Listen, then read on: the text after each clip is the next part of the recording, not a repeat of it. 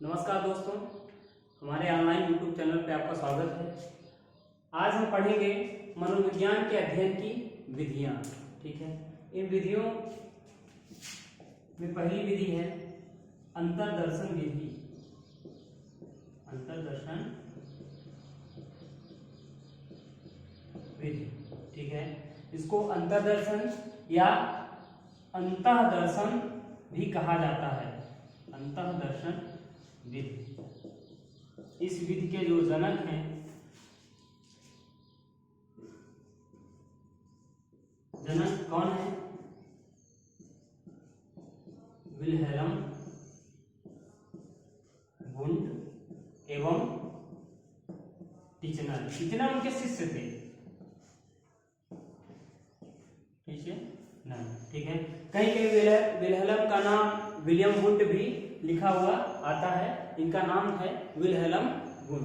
देखिए, अंतर्दर्शन या अंतःदर्शन भी जैसा कि नाम से स्पष्ट है कि अपने आप का दर्शन या अपने अंदर झांकना, अपने आप को देखना या स्वतः ही अपने आप का क्या करना, निरीक्षण करना। देखिए, इस विधि के अंतर्गत हम किसी परिस्थिति में किस प्रकार का व्यवहार करते हैं, या जैसे मान लीजिए कि कहीं पे हम बहुत ज्यादा क्रोध कर रहे हैं, तो उस परिस्थिति में हमने क्रोध क्यों किया, ये हमसे बेहतर क्यों कोई नहीं जान सकता।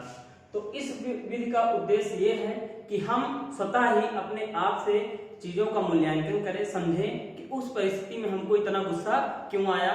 तो ये विधि सबसे पुरानी विधि है और बहुत ज्यादा प्रभावशाली विधि थी। इस विधि से हम अपने अंदर जो विसंगतियां आई हैं उसको हम स्वतः ही ज्ञात करते हैं। देखिए, इस विधि का लाभ ये है कि हमको हमसे बेहतर कोई नहीं जान सकता। हम इस परिस्थिति में ऐसे क्यों पहुंचे, वो हमसे बेहतर कोई नहीं जान सकता। तो और इस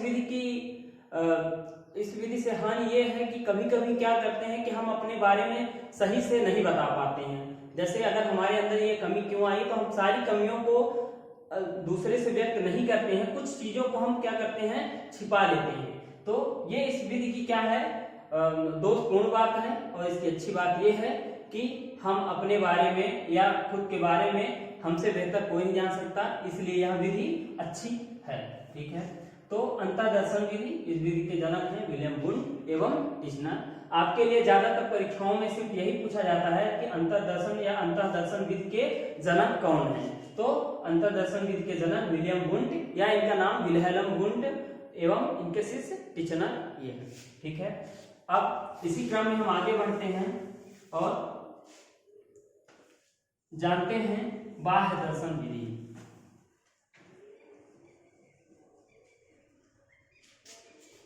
ठीक है, दूसरा है बाह्य दर्शन विधि। ठीक है, इस विधि के जनक हैं वाटसन।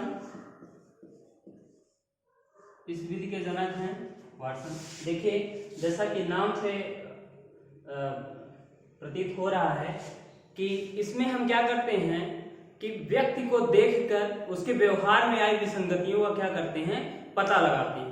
हम क्या करते हैं कि व्यक्ति को देख के उसके व्यवहार में, कोई व्यक्ति किसी परिस्थिति में ऐसा व्यवहार क्यों कर रहा है, इसका हम क्या करते हैं, हम मूल्यांकन करते हैं। ठीक है, पहली जो विधि हमने बताया था अंतर्दर्शन विधि, उसमें हम स्वतः करते हैं, और बाह्य दर्शन विधि में कोई दूसरा व्यक्ति करता है। जैसे कि हम किसी परिस्थिति में, हमको क्रोध क्यों आया, अच्छा हमको क्रोध आया तो हमारी आंखें लाल हो गई, ठीक है, हमारी भौं फड़कने लगी, ठीक है, हम गुस्से से हाथ हिला रहे हैं, पैर झटक रहे हैं, तो ऐसा हमारा व्यवहार देख के आपको पता चल गया कि मैं क्रोधित हूं। ठीक है, और किसी वाटसन ने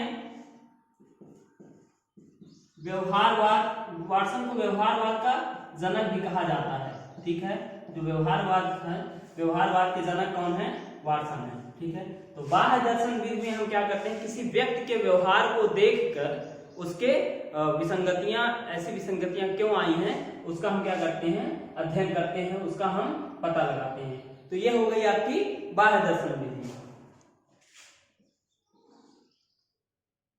ठीक है, तीसरे पॉइंट पे हम आते हैं,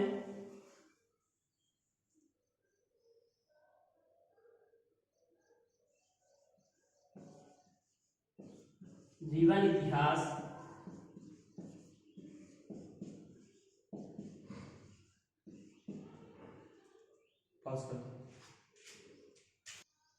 हाँ। तो दोस्तों तीसरी विधि है जीवन इतिहास विधि।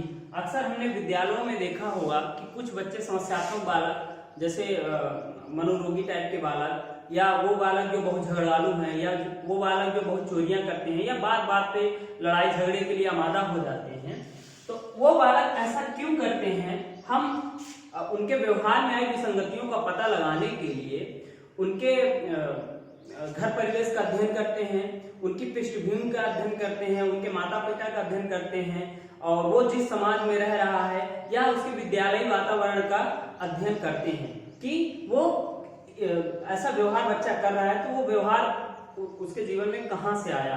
तो उस वातावरण का अध्ययन करने के पश्चात हम कमियों को जानते हैं, फिर उस हिसाब से हम क्या करते हैं, उसके दोष को दूर करने का उपाय खोजते हैं। ठीक है, तो ये हो गई आपकी जीवन इतिहास विधि। ठीक है, चौथा है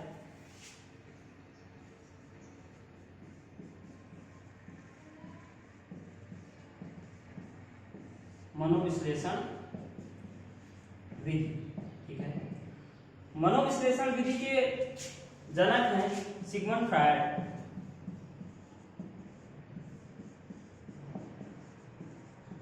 सिगमंड फ्रायड को मनोविज्ञान का पितामह भी कहा जाता है।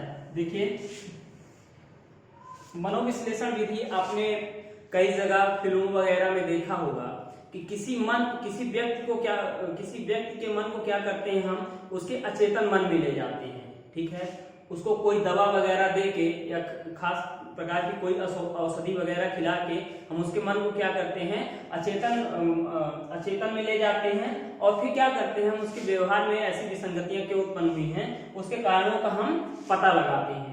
तो यह विधि क्या होती है, मनोविश्लेषण विधि होती है। आप मूवी वगैरह में देखते होंगे किसी व्यक्ति को क्या रहता है, वो नींद में रहता है और उससे जो प्रश्न बोले जाते हैं वो उससे संबंधित कोई जवाब क्या करता है, बड़बड़ाता है। तो वो मनोविश्लेषण विधि ही है, और इस विधि के जनक कौन है, सिगमंड फ्रायड। सिगमंड फ्रायड ने यह प्रयोग अपनी डेरा नाम की अपनी लड़की पे किया था। उनकी स्वयं की पुत्री थी डेरा, तो डेरा नाम की लड़की पे मनोविश्लेषण विधि का प्रयोग किया था।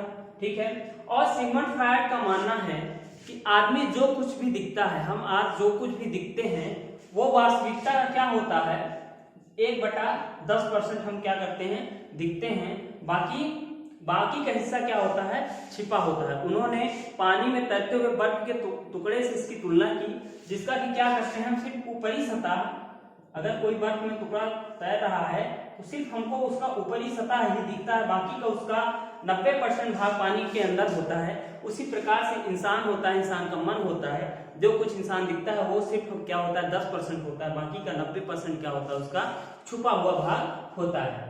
ठीक है, तो हम थोड़ा सा इसको मिटाएंगे, पॉज करो। ठीक है, तो अगली जो विधि है वो है निदानात्मक विधि।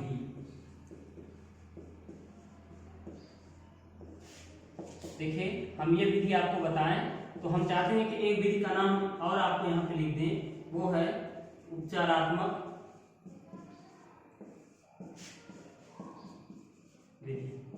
देखिए, हमको सबसे ज्यादा कंफ्यूजन इन्हीं दोनों विधियों में हो जाता है, और इससे आयोग बहुत सारे प्रश्न पूछता है, क्योंकि आप यहाँ पे क्या करते हैं, कंफ्यूज हो जाते हैं। देखिए, निदानात्मक विधि के अंतर्गत हम क्या करते हैं, बच्चे के अंदर आई हुई कमियों का पता लगाते हैं। बच्चे के अंदर आई हुई कमियों का पता लगाते हैं कि बच्चा विद्यालय में दिए गए गृह कार्य को क्यों नहीं करके आता है, बच्चा विद्यालय देर से क्यों आता है। तो ऐसी कमियों को हम क्या करते हैं, निदानात्मक विधि में क्या करते हैं, पता लगाते हैं। ठीक है, और उपचारात्मक विधि में इन कमियों को, इन दोषों को हम क्या करते हैं, दूर करते हैं। इन कमियों को हम दूर करते हैं कि हाँ बच्चा विद्यालय देर से क्यों पहुंचता है, क्या कारण है उसके पीछे जिससे बच्चा विद्यालय देर से पहुंचता है, या क्या कारण है कि गृह कार्य नहीं करता है, उन कमियों को हम क्या करते हैं, दूर करते हैं। तो यह निदानात्मक और उपचारात्मक विधि में अंतर है। निदानात्मक में क्या करते हैं, हम कमियों का पता लगाते हैं, ठीक है। इसमें हमको सबसे ज्यादा कंफ्यूजन होती है। हम अक्सर क्या करते हैं कि हमको याद रहता है कि हमको भूल जाता है कि वो निदानात्मक विधि में हम पता लगाते हैं कि उपचारात्मक पता लगाते हैं, कि निदानात्मक में हम क्या करते हैं उसका निदान करते हैं, कि उपचारात्मक में हम उसका उपचार करते हैं, ठीक है। तो निदानात्मक विधि में हम कमियों का पता लगाते हैं और उपचारात्मक विधि में हम क्या करते हैं, कमियों को दूर करते हैं, कमियों को दूर किया जाता है, ठीक है।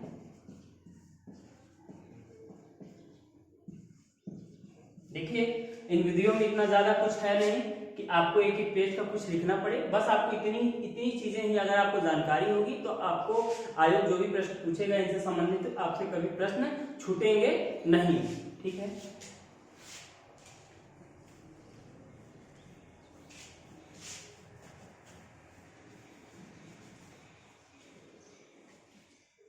अगली विधि है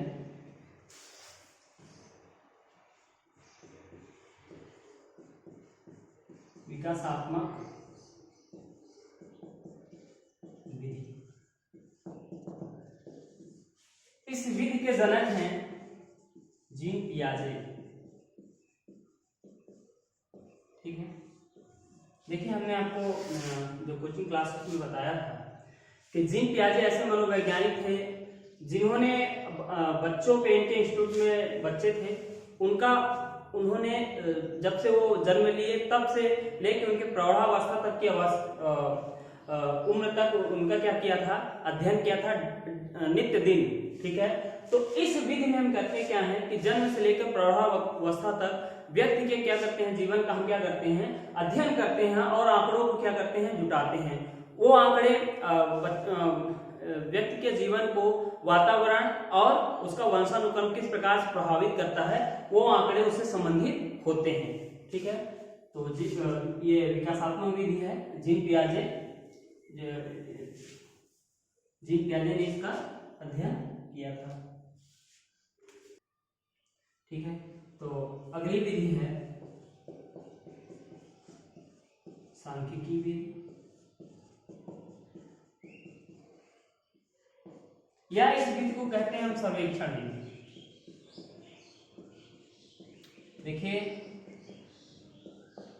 इस विधि में क्या करते हैं, हम आंकड़ों का क्या करते हैं, संग्रह करते हैं, ठीक है। आंकड़ों का क्या करते हैं, का संग्रह करते हैं। देखिए इसमें कुछ चरण होते हैं, आप इन चरणों को याद कर लीजिएगा, परीक्षाओं में इन चरण को ही पूछा जाता है, ठीक है। तो संग्रह हो गया, फिर हो गया विश्लेषण, फिर हो गया सामान्यीकरण, फिर हो गया अनुप्रयोग। ये आपके लिए बहुत जरूरी है, ठीक है। यूपीटीटी में इनसे ही क्वेश्चन पूछे जाते हैं, या इनके क्रमों को आयोग पूछ लेता है कि इसका क्रम क्या है, ठीक है। सांख्यिकी विधि में जो आंकड़ों का संग्रह किया जाता है उनके उपयोग के क्रम क्या है, ठीक है। तो ये हो गई आपकी सांख्यिकी विधि।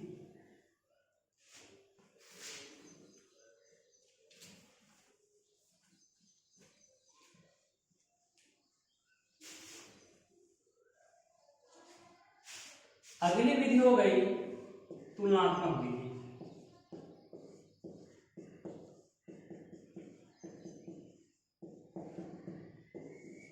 देखिए तुलनात्मक विधि में क्या किया जाता है, दो पक्षों का अध्ययन किया जाता है, एक पक्ष का क्या किया जाता है, दूसरे से तुलना की जाती है।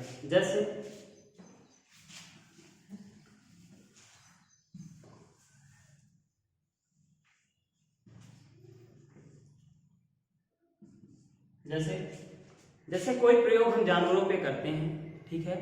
तो प्रयोग जानवरों पे किए और वो उससे जो निष्कर्ष निकला, फिर वही प्रयोग हम क्या किए, किसी व्यक्ति पे किए। पहले हम कोई भी चीज, कोई भी नियम बनाते हैं या किसी भी चीज का प्रयोग करते हैं तो वो सबसे पहले हम जानवरों पे करते हैं, उससे जो निष्कर्ष निकलता है उसको हम क्या करते हैं, फिर मनुष्य पे प्रयोग करते हैं, फिर हम दोनों की क्या करते हैं, तुलना करते हैं। ठीक है, और जो चीजें बाहर निकल के आती है उसको हम क्या करते हैं,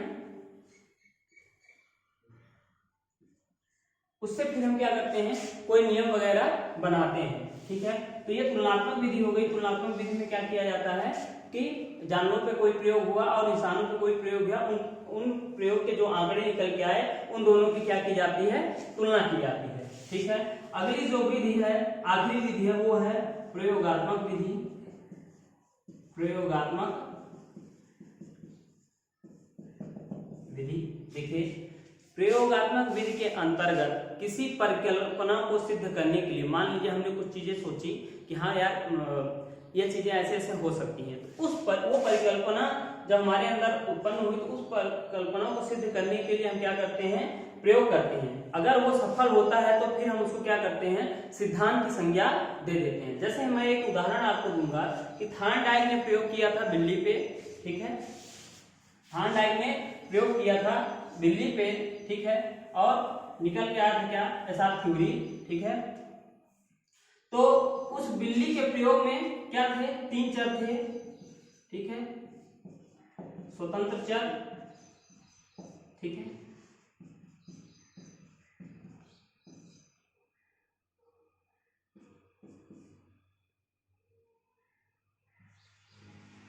स्वतंत्र चर, आश्रित चर और नियंत्रित चर।